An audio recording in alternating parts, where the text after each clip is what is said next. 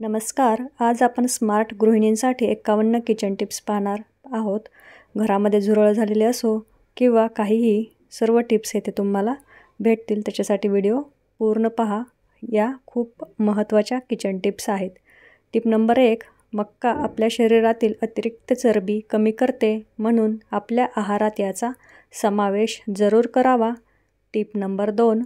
टोमॅटोचे सेवन केल्याने वजन कमी होण्यास मदत होते. त्यामध्ये व्हिटॅमिन सी मुबलक प्रमाणात आढळते. हे डोळ्यांसाठी खूप फायदेशीर आहे. Tip number 3. जास्त प्रमाणात चहा पिल्याने आपल्या शरीरातील कॅफीनचे प्रमाण वाढते आणि त्यामुळे झोप व्यवस्थित लागत नाही आणि पचनशक्ती बिघडून आम्लपित्त, अल्सर, सांधेदुखी अशा अनेक आजारांना बळी पडावे लागते. Tip number 4. डोकेदुखीचा त्रास झाल्यास द्राक्षाचा रस सेवन करा. यामुळे वेदना कमी होतील. Tip number 5. गोड पदार्थाचे अधिसेवन केल्याने हाडे कमकुवत होतात आणि मधुमेहाच्या आजाराला निमंत्रण दिले जाते. Tip number 6. रात्री झोपताना नाकामध्ये शुद्ध तुपाचे काही थेंब सोडा. नियमित नाकामध्ये साजूक तूप सोडल्यामुळे हळूहळू तुमचा घोरण्याचा त्रास कमी होऊ लागेल. Tip number 7.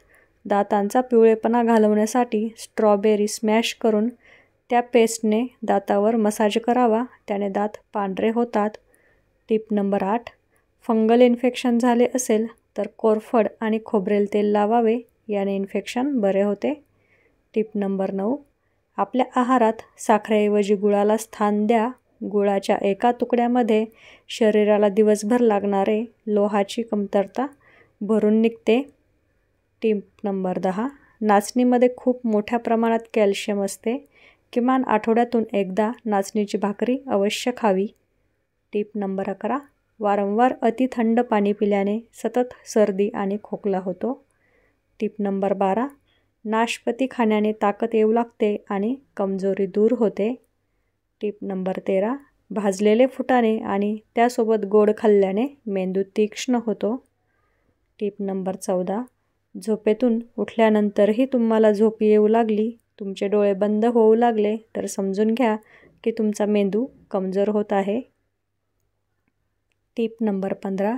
पायात चमक आली असेल तर ती जागा बर्फाने चोळल्याने आराम मिळतो. Tip number 16.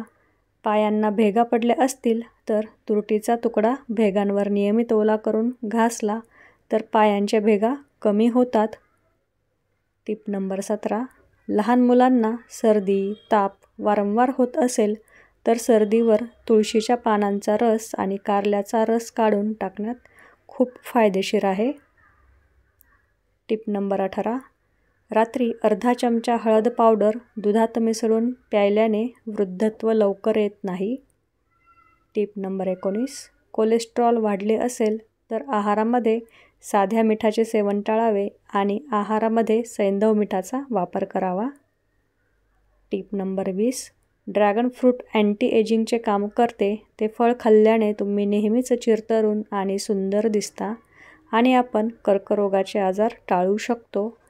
Tip number 21. किरकोळ जखम झाल्यास किंवा जखमेतून रक्त आल्यास तुरटीची बारीक पेस्ट करून लावावी. याने रक्त येणे लगेच थांबते. Tip number 22. पपई आपल्या आरोग्यासाठी जेवढी हितकारक आहे तेवढीच आपल्या चेहऱ्याच्या सौंदर्यासाठी खूप फायदेशीर आहे. त्यामुळे पिकलेल्या पपईचा तुकडा मॅश करून त्यात 1 चमचा दुधाची मलई टाकून लावा आणि सुकल्यानंतर चेहरा थंड पाण्याने स्वच्छ धुवा. याने चेहऱ्यावरील डाग, वांग, पिंपल्स जाऊन चेहरा चमकदार दिसतो. Tip number 23. दूध आणि दुधाची सायमध्ये चिमूटभर हळद टाकून मिक्स करावी आणि अंघोळीच्या आधी चेहऱ्याला लावून घ्यावी. हे केल्यास चेहऱ्याची त्वचा मऊ होऊन उजळते.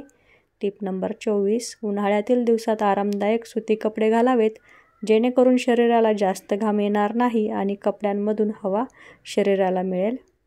Tip number 25. उन्हाळ्यामध्ये डिहायड्रेशन होऊ नये यासाठी फळांचा रस व नारळ पाणी घेत राहावे. Tip number 26. लवंग गरम करून झुरळे येतात त्या ठिकाणी ठेवा. खास करून फ्रीजच्या रबरमध्ये झुरळे जास्त आढळतात. अशा ठिकाणी लवंग ठेवल्यास झुरळे येत नाहीत. Tip number 27. ओवांची समस्या तुम्हाला असेल तर केस तुरटींच्या पाण्याने धुवावे. समस्या नाहीशी होईल. टिप नंबर 28, घरात चांदीची भांडी असतील तर चांदीची भांडी चिंचेच्या सहाय्याने स्वच्छ करावी, त्यामुळे ती पूर्वीसारखी चमकतील. टिप नंबर 29, कारल्याची भाजी किंवा मेथीची भाजी शिजवताना झाकण न लावता शिजू द्यावी, भाजी कडवट होणार नाही.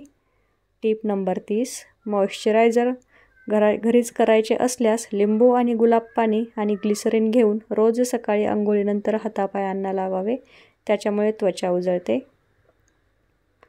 टिप नंबर 31, शेवयाची खीर चविष्ट होण्यासाठी खिरीमध्ये 1 टीस्पून कस्टर्ड पावडर घातल्यास खीर चविष्ट होते.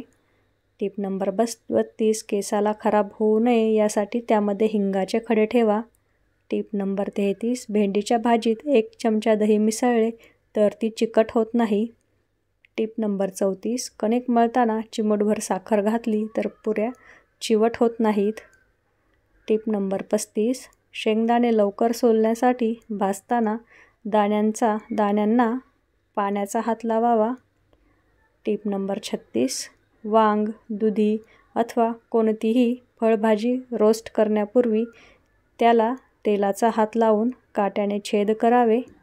टिप नंबर 37, दुधाचे गोड पदार्थ शिजताना जायफळ आणि वेलची घातल्यास दूध फाटते, यासाठी तो पदार्थ थंड झाल्यावर वेलची आणि जायफळ टाकावी. टिप नंबर 38, फ्रीजमध्ये व्हेजिटेबल आणि व्हेजिटेबल असे दोन्हीही स्टॉक तयार ठेवा, ज्यामुळे सूप अथवा इतर पदार्थ करणं सोपं जाईल. टिप नंबर 39, एखाद्या पदार्थासाठी खसखस मिक्सरमध्ये वाटायची असेल तर ती आधी 15 मिनिटे पाण्यात भिजत ठेवा. टिप नंबर 40, भात मोकळा होण्यासाठी भात शिजताना त्यामध्ये काही थेंब लिंबाचा रस टाका. टिप नंबर 41, नूडल्स मोकळ्या होण्यासाठी शिजताना त्यामध्ये 1 थेंब तेल टाका आणि शिजल्यावर गरम पाण्यातून निथळून थंड पाण्याखाली धरा. टिप नंबर 42, रात्री कडधान्य अथवा डाळ भिजत घालण्यासाठी विसरलात तर ती लवकर भिजण्यासाठी गरम पाण्यात 1 तास भिजत ठेवा. टिप नंबर 43, थंडीच्या दिवसामध्ये दही लागण्यासाठी ते मातीच्या भांड्यात लावा आणि गॅस जवळ ठेवा. टिप नंबर 44, बटाटे लवकर उकडण्यासाठी 20 मिनिटे पाण्यात भिजत ठेवा.